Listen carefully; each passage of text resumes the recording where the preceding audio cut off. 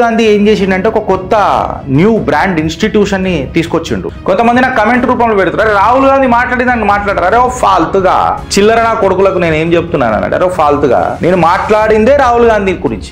రాహుల్ గాంధీ చెప్పిండంటే సత్యం. ఇందిరాగాంధీ మాట్లాడిందంటే కదా శాసనం. ఆధారాలు పెట్టకుండా లొల్లి పెట్టుడేందబ్బా, నాకు అర్థం కాదు. నువ్వు ఒక జేమ్స్ బాండ్వి, నువ్వు కాంగ్రెస్ బాండ్ తయారు చేయడానికి ప్రయత్నం చేస్తున్నావు భారతదేశంలో. 10 రోజులలో నువ్వు ప్రూవ్ చేయకపోతే నీ బెండ తీస్తా అని చెప్పింది కర్ణాటక ఎలక్షన్ కమిషన్. అంటే డిఫెన్సివ్ ఆప్షన్స్ పోవద్దు రాహుల్ గాంధీ గారు మాట్లాడితే. ఆయన నోట్లకేని శంఖంలో వస్తే తీర్థం అవుతుంది అని అన్నట్టు ఆయన నోట్లకేని వచ్చిన ప్రతి పలుకు శిలుక పలుకు నిజంగా చెప్పాలంటే సత్య పలుకు. మోదీ ప్రభుత్వానికి కూడా చిన్న ఒక అప్రమత్తంగా ఉండాలని చెప్తున్నా. మన రేవంత్ అని ఏమన్నా కమెంట్ చేస్తాడో దీని మీద. నేను చెప్పినా కదా, socio political economic turmoil what ever it is ఏదైతే ఉంది కదా, నిన్న ఇండి కూటమి ఢిల్లీలో ఒక పెద్ద ప్రదర్శన చేసింది. ఎంత పెద్ద ప్రదర్శన అంటే ఇక ఇండియన్ డెమోక్రసీ ఒక తారాస్థాయికి చేరిపోయినట్టు నాకు నిన్న అనిపించింది. లేకపోతే తారాస్థాయికి పోయిందా పాతాళానికి పోయిందా మీ కమెంట్ రూపంలో చెప్పరు. ఈ ఘటన చూసిన తర్వాత కంప్లీట్గా ఈ ఘటన చూసిన తర్వాత కంప్లీట్గా ఈ ఘటనకు రాహుల్ గాంధీ నేతృత్వంలో ప్రియాంక వాద్రా గారు అయితే ఇక మొత్తం డీజే పెట్టినట్టు ఏలు ఊపుకుంటే డ్యాన్స్ ఆడు బస్సులలో ఎక్సెట్రా ఎక్సెట్రా. అంటే డ్యాన్స్ ఆట కూర్చొనే ఏలు తిప్పిందామే. ఇక రాహుల్ గాంధీ ఏం చేసిండంటే ఒక కొత్త న్యూ బ్రాండ్ ఇన్స్టిట్యూషన్ని తీసుకొచ్చిండు. కరెక్ట్, మీరు ఇటుంది నేను ఆరోపిస్తుంది కూడా కరెక్ట్. ఎందుకంటే ఇలా మనం ఇవన్నీ చర్చించుకోవాలి, లేకపోతే చాలా ప్రాబ్లం అవుతుంది దేశంలో. వెనకటికి ఇలా నాయనమ్మ ఏం చేసిందో మనం చూసినాం కదా, వెనకటికి ఇలా నాయనమ్మ కూడా ఏం చేసిందో మనం అందరం చూసినాం. సో నిన్న ఈ కంప్లీట్ ప్రదర్శన చూసిన తర్వాత నాకు ఏమనిపించింది అంటే, రాహుల్ గాంధీ గారు మేబీ సోనీ లైవ్లో వచ్చిన మాయాసభ సినిమా చూసి వచ్చినట్టున్నాడు 2-3 రోజుల కింద. మేబీ ఆయనకు ప్రీమియర్ ముందే ఇచ్చినట్టున్నారు లింకు. అది చూసి వచ్చి యుద్ధం నీ ధర్మం అని చెప్పినప్పుడు యుద్ధం నీ ధర్మం అని అన్నాడు, కానీ ధర్మంగా కొట్లాడమని అన్నాడు రాహుల్ గాంధీ. కాకపోతే అధర్మ రూపంలో నువ్వు యుద్ధం చేస్తానంటే దానికి చరిత్ర సాక్షి నిలబడ్డది ఎన్నోసార్లు. అధర్మ రూపంలో నువ్వు యుద్ధం చేస్తానంటే ఏమవుతుందో అని. So let me welcome you all guys to the Street court of India. Yes, నేను టిప్పనీ చేస్తున్నాను.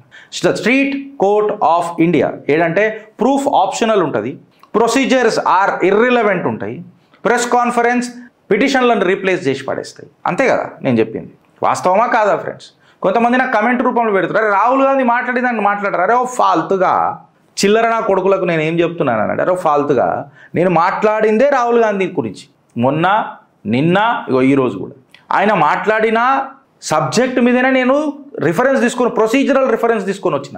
నన్ను బాధ్యతగా పెంచిర్రా నా గురువులు, నా పెంపకం కూడా చాలా బాధ్యతగా పెరిగిన నా తల్లిదండ్రులు. ఏదైనా మాట్లాడేటప్పుడు ఆధారాలతో మాట్లాడతాం, మీ లెక్క కాదు. రాహుల్ గాంధీ చెప్పగానే సత్యమైపోయిన అది మీ అయ్యకు మీకు అవుతుంది, మాకు కాదు. ఎందుకంటే వాళ్ళ అయ్య శాసించాడు కదా అని చెప్పి వాళ్ళ కొడుకు శాసించడానికి ప్రయత్నం చేస్తున్నాడు కదా భారతదేశంలో. అట్లనే రాహుల్ గాంధీ చెప్పగానే మాకు కాదు, మా అయ్యలు అట్లా మమ్మల్ని వెచ్చలేదు. ఇప్పుడు the street court of India ఎట్లయిపోయిందని అంటే ఫ్రెండ్స్, చెప్పినా కదా ప్రూఫ్స్ ఆప్షనల్ అయిపోయినాయి. రాహుల్ గాంధీ ఎక్కడ ప్రూఫ్లు చూపెట్టలే, ప్రొసీజర్స్ అన్నీ ఇర్రిలవెంట్ అయిపోయినాయి. మళ్ళీ ఎలక్షన్ కమిషన్ చెప్పిన ప్రొసీజర్స్ ఏమైనా వాడాలి కదా. రాహుల్ గాంధీ చెప్పిండంటే సత్యం. ఇందిరాగాంధీ మాట్లాడిందంటే కదా శాసనం. ప్రెస్ కాన్ఫరెన్స్లు పిటిషన్ల కంటే కోర్టులలో పిటిషన్లు అయ్యొద్దు. రాహుల్ గాంధీతో ఏదైనా ప్రెస్ కాన్ఫరెన్స్ చేసినాం అనుకోండి, అదే పిటిషన్ భారతదేశంలో. ఇంత నియంత పాలన, వీళ్ళు అపోజిషన్లు ఉంటేనే గిట్లు ఉన్నారు. వీళ్ళు కానీ అధికారంలో ఉండుంటే ఈ టైంలో ఇలా పరాకాష్ట ఎంత ఉంటుండే దేశంలో అన్నది ఒకసారి ఆలోచించరు ఫ్రెండ్స్ మీరంతా. నిన్న రాహుల్ గాంధీ ఇక మాట్లాడితే ఎట్లున్నదని అంటే నిన్న కంప్లీట్గా ఆయనని ఎక్స్పోజ్ చేయాలి ఈ విషయంలో. ఎందుకంటే this will be the expose of the century. కంప్లీట్గా చెప్పాలంటే ఎక్స్పోజ్ ఆఫ్ ది సెంచరీ. ఎందుకంటే ఆయన ఏదైతే అక్విజిషన్స్ చేసిండు, మల్టిపుల్ ఓటింగ్ ఫ్రాడ్స్ అని అన్నాడు. బిడ్డ ఎవిడెన్స్ ఏది అని అంటే నోట్లో ఇంత పెద్ద గడ్డ పెట్టుకొని కూర్చొని ఉన్నాడు గడివిక. ఎందుకు అని అడిగితే ఇక కొంతమంది చిల్లర నా కొడుకులు మనకు కమెంట్లు పెడతా ఉంటారు. ఆఫ్కోర్స్ మనం పట్టించుకోము, అది వేరే విషయం. కానీ ఏదో కొన్ని స్లిప్పులు తీసుకొని వచ్చిండు, ఏవో కొన్ని పేర్లు తీసుకొని వచ్చిండు. ఇదంతా ఇమాజినేషన్ స్టోరీ. రాహుల్ గాంధీ బయటికి రా, నీ మాయాసభలకి బయటికి రా. నీ మాయాసభ, రాహుల్ సభ, వాట్ ఎవర్ ఇట్ ఈస్. నీ మీద నిజంగా చెప్పాలంటే సిరీస్లకి ఇక ఏకతా కపూర్ చచ్చిపోవాలి చేయలేక, అంత పెద్ద సిరీస్ అవుతుంది. నిన్ను టిప్పనీ చేయాలనంటే మాకు ఇంకా బోరు కొడుతున్నది. ఇక ఎన్నిసార్లు నిన్ను టిప్పనీ చేస్తాం? ఒక స్టేజ్ వచ్చినాక ఒక మనిషికి మెచ్యూరిటీ రావాలా. ఇంత పెద్ద వయసు వచ్చినాక కూడా మెచ్యూరిటీ వస్తలేదని అంటే ఎట్లా? ఆధారాలు పెట్టకుండా లొల్లి పెట్టుడేందబ్బా, నాకు అర్థం కాదు. ఎవడ జెండా నువ్వు దేశంలో పెడుతున్నావు అని అనేది నాకు ఒక పెద్ద క్వశ్చన్. యుద్ధం నీ ధర్మం, నువ్వు యుద్ధం చేయి రాహుల్ గాంధీ, మీ వెనకాల మేము కూడా నిలబడతాం. కాకపోతే ధర్మబద్ధంగా చేయి కదా, అట్లీస్ట్ ఆధారాలనే పెట్టు కదా. సిగ్గుదప్పిన యుద్ధం చేసుకుంటే మనకు అది ఏమొస్తుంది రాహుల్ గాంధీ అని అంటున్నా. ఎవరో ఇంట్లోనంట 80 ఓటర్లు ఒక్కరోజు ఉన్నారు, ఒక్క ఇంట్లో 80 ఓటర్లు ఉండేనంట. మళ్ళీ ప్రూఫ్ ఏది రాబోయానంటే ఇప్పటిదాకా దాన్ని చూపెట్టలేదు. మైగ్రెంట్ వర్కర్స్ ఎవరైతే ఉన్నారో వాళ్ళ అడ్రస్లు ఓటర్ ఐడెంటిఫికేషన్ లేక యూజ్ చేసినట్టు సడన్గా వెళ్ళిపోయారట. ఏడికి వెళ్ళిపోయారు రాహుల్ గాంధీ ఒక రోజులా? చూపెట్టు కదా. నువ్వు ఒక జేమ్స్ బాండ్వి,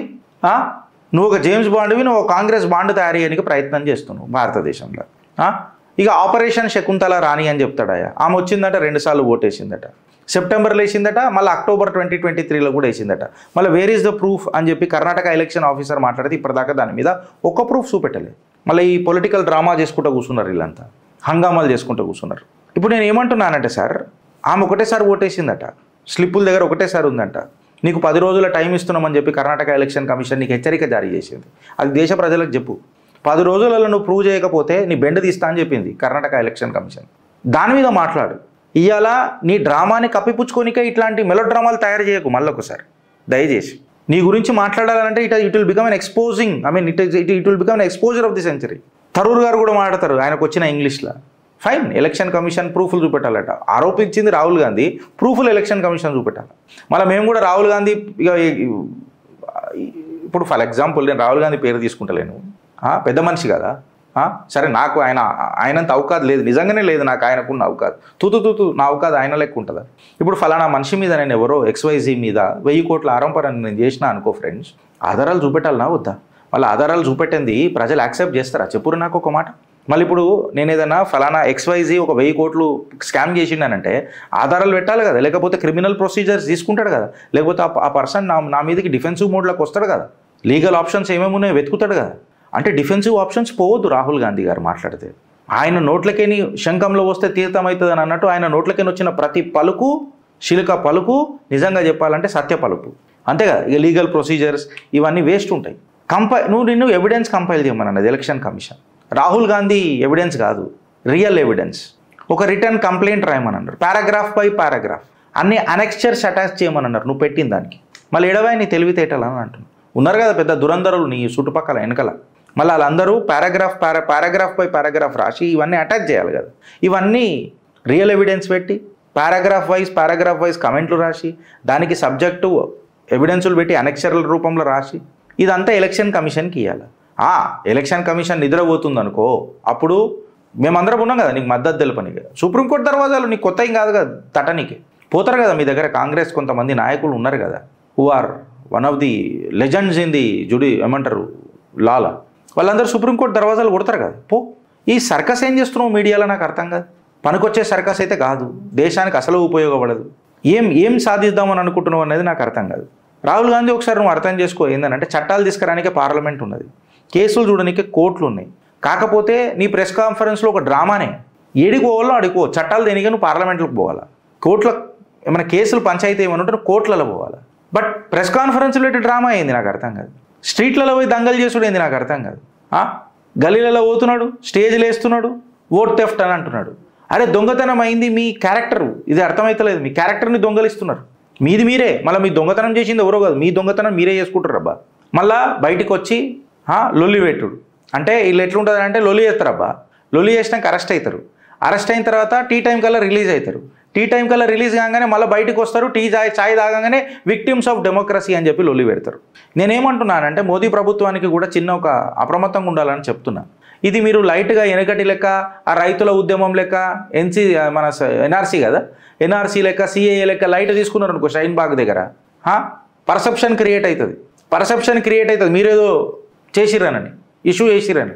వాడెవడైతే మాట్లాడిండో అది లంగనా దొంగనా అనేది మనం డిసైడ్ చేసి దానికి ఆధారాలు పెట్టాలా, లేకపోతే అది మనకు ప్రూవ్ అవుతుంది. Perception is reality Modiji. ప్రతిసారి సైలెన్స్ అనేది అస్త్రం అనేది పనికిరాదు. జర ఉక్కుపాదం మోపాలా, రెస్పెక్టివ్ డిపార్ట్మెంట్లను దింపాలా, కరెక్ట్ ఆధారాలు పెట్టాలా, ఇలా నరేటివ్ని తిప్పి కొట్టాలా, రెస్పెక్టివ్ కేసులు వేయాలా, ఇలా లోపలేయాలా. ప్రతిసారి నాంచుడు ధోరణి నూనెల నాగేలకి నడుస్తా అంటే కూడా నడవదు. ఓకే, పేషెన్స్ ఉంటుంది మనకు కూడా.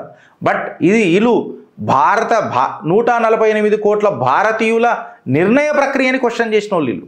మళ్ళీ ఓట్ థెఫ్ట్ చేసేది ఉంటే 400 సీట్లకు చేస్తుండే కదా అంటే ఏం మాట్లాడరు దానికి. ఈ రాహుల్ షాడో కాన్స్పిరసీకి మనం బలి కావద్దు అని అంటున్నా. కంప్లీట్గా ఎట్లున్నానంటే నెక్స్ట్ ఎలక్షన్లు జాబ్ల మీద కొట్లాడొద్దు, గ్రోత్ మీద కొట్లాడొద్దు, ఈవీఎంల మీద కొట్లాడొద్దు. కంప్లీట్గా రాహుల్ ఏదైతే షాడో కాన్స్పిరసీ క్రియేట్ చేసిండు కదా దాని మీదనే ఎలక్షన్లు కొట్లాడేటట్లున్నారు భారతదేశంలో. ఎస్పెషల్లీ కాంగ్రెస్ వాళ్ళు. అరే యువతకి ఏం జరిగిందో మోదీని గ్రిల్ చేయండి రా భయ్, ధరల మీద గ్రిల్ చేయండి రా భయ్. నాకు రోజు కమెంట్లు పెడతారు ఇన్ఫ్లేషన్ మీద మాట్లాడమని. అరే మీ దగ్గర ఏమైనా డేటా ఉంటే తీసుకురండి, మళ్ళీ డిబేట్ చేద్దామని నేను అన్న. ప్రతిసారి నేనే పని చేయాలి, హోంవర్క్ ఒక మాట అడుగుతున్నా, దాని మీద చర్చ చేద్దాం రండి. అంతేగాని ఆధారాలు లేని ఈ ఆదర్శమూర్తుల ఏంద్రా భయ్ ఇది నాకు అర్థం కాదు మీ కాన్స్పిరసీ.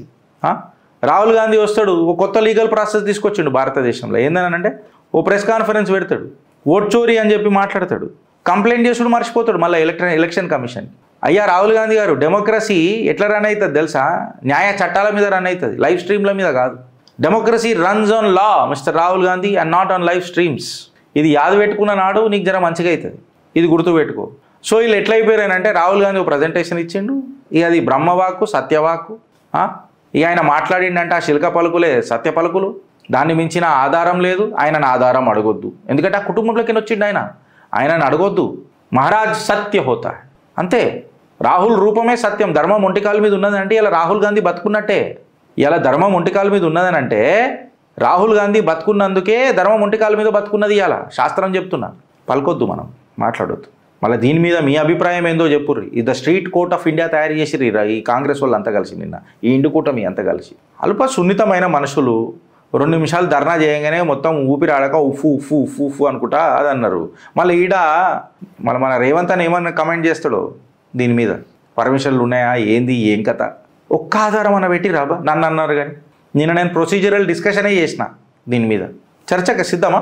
డిబేట్కి వస్తారా? చెప్తారా? చిత్రగుప్త చిట్టాకు ఛాలెంజ్ చేస్తారా?